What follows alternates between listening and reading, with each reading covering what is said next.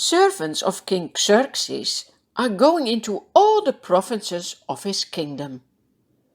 They carry the letters with them with the special law that states that the Jews can be killed on a special day.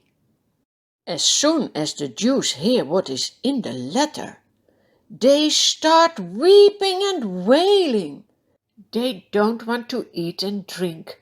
They fast. Many put on sackcloth and ashes as a sign of mourning. Also Mordecai, the uncle of Queen Esther, learns of all that has been done. He also tears his clothes, put on sackcloth and ashes. He goes out into the city, wailing loudly and bitterly.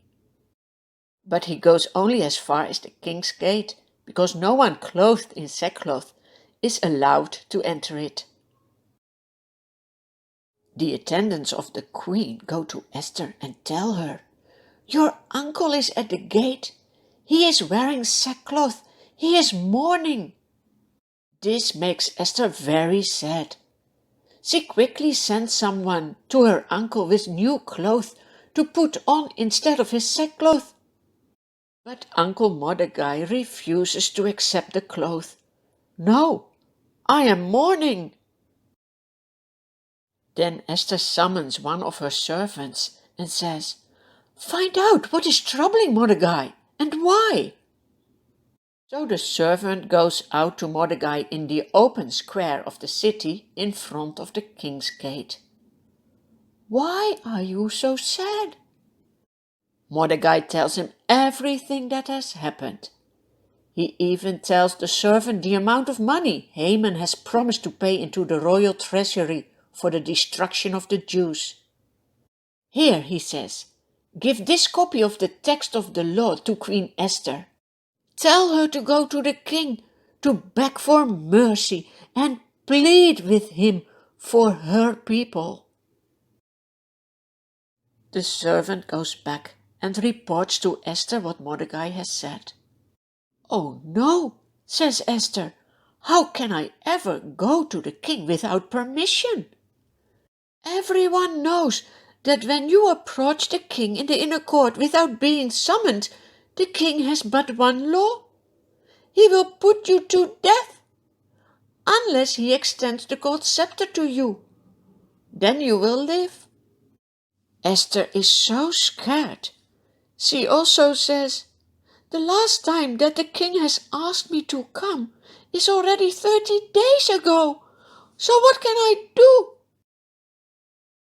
The servant goes back to Mordecai with the words of Esther. Then her uncle sends back this answer: "Do not think that because you are in the king's house, you alone of all the Jews will escape. For if you remain silent at this time, relief and deliverance for the Jews will arise from another place. But you and your father's family will perish." Yes, Mordecai knows God will never allow anyone to totally destroy his people.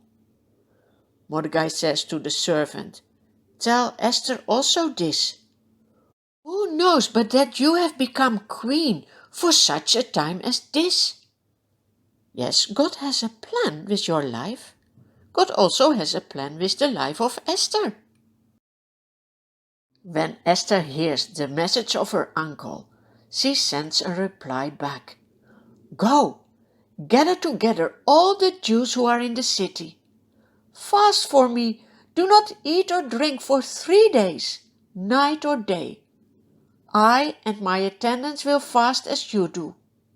When this is done, I will go to the king, even though it is against the law.